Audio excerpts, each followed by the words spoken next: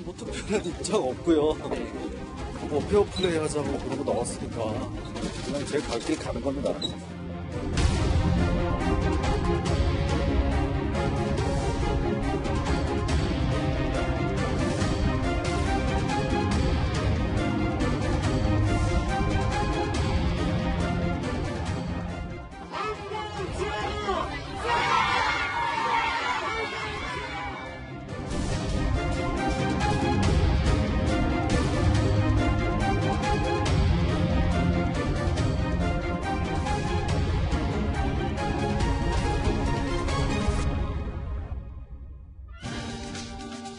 (5.18) 관련 망언을 뱉은 후에 광주를 찾아갔다가 시민들의 거센 항의에 부딪혀 쓰레기 봉변까지 당한 김진태 의원. 오늘 청와대 앞에서 1인 시위에 나서 눈길을 끌었습니다. 제가 광주를 방문한 이유는 원래 계획됐던 일정입니다. 제가 뭐 여기 못 올 이유는 없다 이렇게 생각합니다.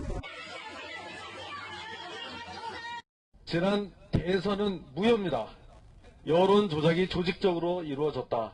도리어 이 민주당에서는 김경수 판결이 잘못됐다 해서 판결문을 분석해서 보고하는 이런 웃지 못할 일까지 벌어지고 있습니다. 자, 김진태 의원, 당대표 출마 자격 박탈 위기에까지 몰리는 게 아니냐 했었는데 징계위에서, 윤리위에서 오늘 결정을 내리지 못했어요, 당 내에서는. 그런데 일단 뭐 보수 결집을 노리는 겁니까? 1인 시위까지 나서는 걸 보면 굉장히 좀 지나친 지금 결정 같기도 하고요. 김진태 의원은 어쨌거나 이슈의 중심에 자꾸 섬으로써 어떤 자신의 존재감을 드러내고 자신을 지지하는 사람들을 결집하는 그런 모양새를 취함으로써 윤리위의 어떤 자신에 대한 징계 결정 이런 부분에 영향을 1차적으로 미치려고 하는 것이고 나아가서 이제 전당대회 국면에서 자신의 지지표를 결집해 나가는 그런 과정인데 윤리위가 오늘 이제 결정을 못 내리고 내일로 연기됐지 않습니까? 근데 만약에 윤리위원회에서 이 4가지 단계인데 경고하거나 당원권 정지, 제명, 출당 권유 4가지인데 그중에 당원권 정지 이상의 처분을 받게 되면 전당대회 출마를 못 하거든요. 그러니까 오늘도 어쨌든 여론의 주목을 받을 수 있는 어떤 액션들을 계속 해감으로써 그런 부분에 대해서 일정한 어떤 이 정치적인 이득을 지금 노리고 있는 것이죠. 자, 5.18 망언에 대해서 국회의원 제명 여부에 대해서 여론조사 결과가 나왔습니다. 장평론가님, 이 찬성, 그러니까 제명해야 된다는 의견이 2배 이상으로 나왔군요. 우선 제가 여론업체에 소속되어 있기 때문에 응답률 뭐 한 6% 그리고 전화 면접보다는 자동 응답 방식의 비율이 높은 여론조사가 절대적이라고 단언할 수는 없습니다. 그러나 전반적인 것이 이 5.18 망언에 대한 국회의원들을 안 좋게 바라보는 부정적 여론이 크다. 이만큼은 또 부정을 할 수가 없어요. 여기서 저는 한국당 지도부도 화들짝 놀랐을 것 같아요. 처음에는 다소 뜨뜻미지근한 반응이었습니다. 나경원 원내대표 보도자료도 보면 역사적 해석에 대한 사실 여부, 뭐 해석 다양할 수 있다.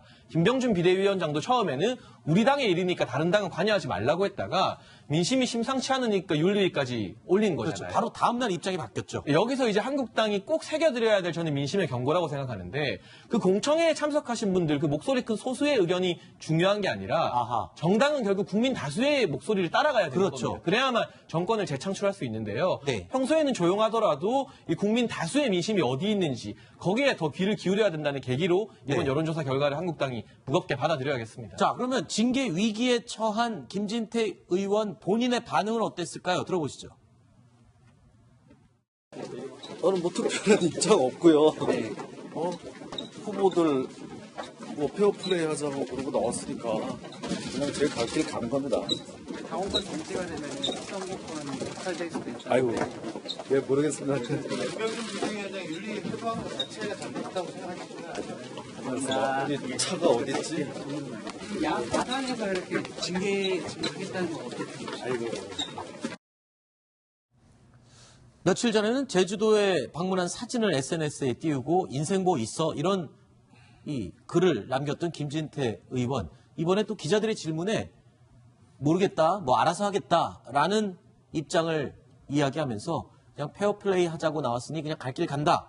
이렇게 입장을 내놨습니다. 이런 가운데 오늘 김진태 지지자 100여 명이 국회로 몰려와서 항의 시위를 또 벌였습니다.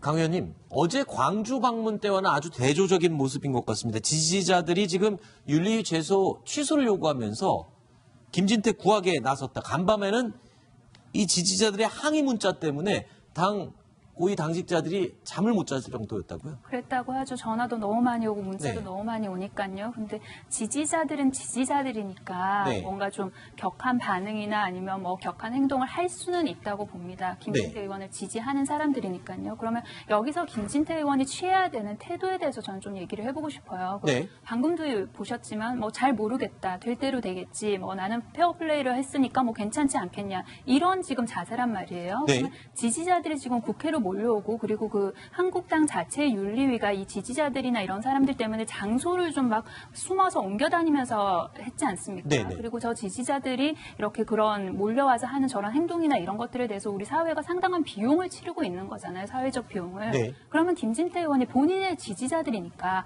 나서서 이렇게 저렇게 좀 자제해 주십시오라든가 그런 책임 있는 말이 한마디 있어야 된다는 거죠. 네. 근데 은근 어떻게 보면 김진태 의원의 입장에서 뭔가 좀 즐기고 있는 건 아닌가. 나를 네. 이렇게 지지해주는 세력이 이만큼 있다. 새과시를 오히려 하고 있는 게 아닌가. 그게 과연 책임 있는 제1야당의 당대표에 나온 후보의 모습일까에 대해서는 굉장히 좀 비판적입니다. 지금 김영종 윤리위원장의 전화번호가 공개가 되면서 어제 밤사이에 1,500통의 문자를 받았다고 하죠. 전화는 1초마다 한 번씩 벨이 울려서 아예 전화기를 꺼놓은 상태다라고 하는데 조금 전에 잠깐 들으셨지만 지지자들의 항의에 충돌을 우려한 자유한국당 오늘 윤리위 개회 장소를 변경하고 비공개로 진행을 할 수밖에 없었습니다. 전혀 알 수가 없습니다. 저도 지금 장소를 몰라요. 아니, 나도 지금 이 차를 타고 오라는 거예요. 모르세요, 지금. 예. 위원장이 장소를 몰라요. 여의도예요? 혹시 킥아웃 되는 거예요? 몰라, 이제 전화해봐야 돼요, 지금. 어디로 가세요? 자, 007 작전을 방북해 할 만큼 비밀리에 윤리위 회의가 개최가 됐습니다. 그런데 자, 이 5.18 폄훼 발언 3인 징계 여부 오늘 일단 결론을 못 내렸으면 이제 내일로 미뤄지는 건가요? 그럼 내일은 날 수 있는 건가요? 내일은 내야죠. 그렇죠. 어쨌든 원래 이제 제일 야당이기 때문에 오늘 하기로 했으면 오늘 냈어야 되는데 네. 워낙 이 사안 자체가 지금 이 전당대회에 영향을 미치는 그런 사안이다 보니까 지금 김진태 의원은 당대표 후보로 출마를 했고 김순례 네. 의원은 최고위원 후보로 출마를 했지 않습니까? 그렇죠. 그러니까 아까 말씀드린 대로 당원권 정지 이상의 조치가 나오면 출마 자체의 자격 자체가 박탈되기 때문에 민감한 상황이어서 그런데 또 한편으로는 국민 여론이 굉장히 지금 안 좋은 상황이기 때문에 네. 그 두 가지 중에서 이 접점을 잘 찾아야 되는 이런 상황이 있다 보니까 윤리위가 오늘 결정을 못 내리고 내일 아침 7시 반에 다시 열기로 했거든요.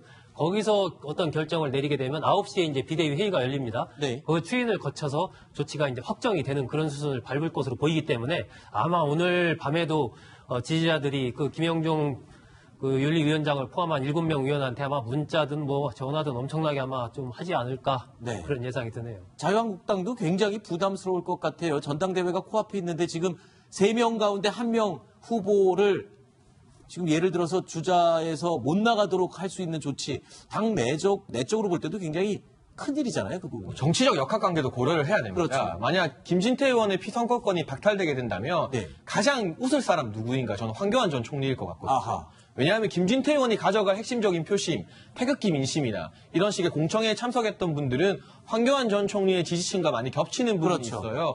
그리고 최근 유영하 변호사의 발언으로 친박의 어떤 골수적인 당원들이 황교안 전 총리를 지지하지 못한다면 오세훈 전 시장을 지지하지 않을 거잖아요. 그렇죠. 그 표가 결국 김진태 의원에게 감으로써 오 시장이 반사이익을 노리는 부분이 있는데 네. 여기서 만약 선거권이 박탈되면 사실은 오 전 시장 입장에서는 더욱더 불리한 레이스가 될 수도 있다. 아하. 이러한 정치적 역학관계까지 내부에서는 고려하고 있기 때문에 네. 결국 오늘 회의에서 결론을 내리지 못하고 내일 새벽에 다시 윤리위를 연다고 하는데요. 네. 과연 내일은 또 제대로 된 결정을 내릴 수 있을까? 네. 그 부분도 현재로서는 불투명한 상황입니다. 내일 결론 날 것 같으면 오늘 결론이 낫겠죠. 굉장히 고심을 하고 있는 건 분명한 것 같습니다. 자, 이런 가운데 자유한국당 차기 당대표 후보 3인 오늘 첫 상견례를 가졌습니다. 공정한 승부를 다짐했습니다. 잔치 같은 전당대회, 우리의 미래를 준비하는 그런 전당대회가 될 수 있도록 우리 후보자 분들과 함께 최선을 다하겠습니다. 이번 전당대회는 내년 총선을 승리로 이끄는 당의 간판 주자를 누구로 정할 것인가 하는 선택에 매우 중요한 전당대회가 될 것으로 예상이 됩니다. 정말 공정하고 그리고 치열한 경쟁을 통해서 우리 당의 정체성이 재정립되는 기회로 삼겠습니다. 산 넘고 물 건너 여기까지 왔습니다. 이제 드디어 링 위에 올랐으니까 마음껏 한번 멋지게 경쟁해 보고 싶습니다. 뭐 덕담이고 다짐이고 얘기를 하는데 좋은 말로 시작을 했지만 아주 미묘하게 상대에 대한 견제들이 다 한마디씩 담겨 있는 것 같습니다. 우선 황교안 전 총리 잔치 같은 전대를 치르자는 것은 너무 날선 공격, 우리 같은 당 후보끼리는 네거티브를 좀 자제하자 이런 뜻입니다. 최근에 유영하 변호사 발언도 그렇고 연일 공격을 많이 받고 있죠. 그렇죠. 황교안 대세론이라는 이야기가 나오고 있지만 그만큼 검증의 칼날이 당내에서 날카롭게 불고 있는 만큼 그렇죠. 이번 전대 이유를 바라봤을 때 우리가 좀 살살하자 이런 의미가 담겨 있는 것 같고요. 그에 반해서 오세훈 전 시장은 끝장 토론에서 검증하겠다. 그러니까 정말 갈 때까지 가서 다른 당 후보와 마찬가지라는 심정으로 황교안 전 총리의 여러 약점들을 공략하겠다는 뜻이고 저는 오세훈 전 시장의 키워드가 결국은 총선 승리라고 보여지거든요. 지금의 지지율, 보수를 결집시키는 데는 황교안 전 총리만한 인물이 없지만 총선에서 승리하기 위해서는 무엇보다 수도권 민심을 잡는 게 중요합니다. 그 외연 확장에는 내가 적임자다. 그런 부분을 연일 드러낼 것으로 보여집니다. 자, 오세훈 전 서울시장 황교안 대세론에 맞서기 위해서 가만히 있을 수가 없겠죠. 바로 포섭 경쟁에 나섰습니다. 불출마 선언을 한 홍준표 전 대표에게 손을 내밀었습니다. 선대위원장직을 제안했는데 근데 거부당했어요. 지금 오세훈 전 시장 입장에서는 홍 전 대표의 지지나 이 세력을 같이 합하는 게 굉장히 필요할 때이기도 한데. 홍 전 대표 입장에서는 또 대선 후보까지 지냈고 당 대표도 다 했는데 또 특정 후보의 또 선대위원장을 맡아서 하는 건 좀 나에 좀 격이 맞지 않는다. 아마 이런 생각을 했을 거고요. 근데 이게 어쨌든 당대표 경선전이 진행이 될수록 결국은 이제 친박과 비박의 이런 구도들이 다시 부활을 하면서 그런 쪽으로 움직일 가능성이 높기 때문에 홍 전 대표가 뭐 직접은 모르겠지만 어쨌든 간접적으로 오 전 시장 쪽을 지원할 가능성은 상당히 좀 높지 않느냐라고 보여지고 현재 판세 자체에 어떤 변화가 올 가능성도 여전히 남아 있는 것이거든요. 한 보름 정도의 시간이 있기 때문에 아마 그러면서 오 전 시장은 황 전 총리를 제외한 나머지 주자들을 전부 자신 중심으로 좀 결집시키려는 움직임을 계속 할 겁니다. 김태현 변호사님. 그런데 이준석 바른미래당 최고위원이 오세훈 전 서울시장은 지금 독이 든 성배를 들게 된 거다라고 표현을 했어요. 이거 무슨 의미입니까? 왜 독배를 들었다고 얘기를 한 거죠? 독이 든 성배, 한국 축구 국가대표팀 감독한테 독이 든 성배라고 그러잖아요. 네. 몇몇 프로야구 감독들한테도 독이 든 성배라고 그래요? 네. 독이 든 성배를 받은 사람은 끝이 좋아요, 나빠요? 나쁘죠. 나쁘잖아요. 네. 근데 안 받을 수 없는 거. 그렇죠. 왜냐면 저거 마셨는데 잘 되면 대박인데 확률상은 못 될 확률이 잘못된 독일 확률이 한 90%인데 10% 확률 잘 되면 대박 치는 거. 이건 독이 든 성배라고 하지 않습니까? 안 받을 수밖에 없는 거. 이준석 최고위원을 보는 건 이런 받을 수밖에 없는 거. 그렇죠. 받을 수밖에 없는 거. 어쨌든 지금 비박의 대표 주자로서 오세훈 전 서울시장 그리고 다시 한번 당의 뿌리를 내리기 위해서는 출마 안 할 수는 없는데 출마해서 친박 대 비박의 이 구도 대결로 가본들 당선되긴 쉽지 않을 것이다. 그럼에도 불구하고 홍준표 전 대표쯤은 드랍할 수 없고 끝까지 갈 수밖에 없는 오세훈 전 시장의 어떤 좀 굉장히 좀 어려운 처지를 저렇게 비유한 것 같은데 근데 글쎄요, 선거를 해봐야 됩니다. 오세훈 전 씨가 될지 안 될지 저도 모르겠지만 오세훈 씨가 만약 되면 대박 치는 거고 속된 말로 만약에 낙선한다고 그러더라도 저는 뭐 새로운 미래는 열릴 거라고 봐요. 이제 오세훈 전 시장이 아까 했던 얘기 중에서 가장 중요한 얘기는 뭐냐면 이번 전당대회를 통해서 당의 정체성이 재정립되는 기회를 삼겠습니다. 이 얘기거든요. 결국 며칠 전부터 출마 선언하면서부터 무슨 얘기를 하냐면 박근혜 전 대통령 이제 극복을 해야 된다는 얘기를 대놓고 하기 시작했습니다. 사실은 자유한국당 의원들 중에서 그 얘기를 마음속에 가지고 있어도 대놓고 자 이제 우리는 박근혜 전 대통령과 절연이다. 극복을 하자라는 얘기를 대놓고 한 사람은 많지 않아요. 그렇죠. 속마음은 가지고 있었을지라도. 어쨌든 오세훈 전 씨가 그 얘기를 꺼낸 거예요. 본인의 어떤 이제 가치를 새로 정립하겠다는 거죠. 이 메시지는 설사 오세훈 전 시장이 당선되지 못한다고 하더라도 나름의 가치를 몸값을 높이고 새로이 도약할 수 있는 하나의 어떤 모멘텀이 될 수 있을 거라고 저는 봅니다. 저는 정치에 있어서 패배할 확률이 높더라도 반드시 가야만 하는 길이 있다. 네. 이를테면 노무현 전 대통령 부산 출마 같은 경우도 마찬가지고요.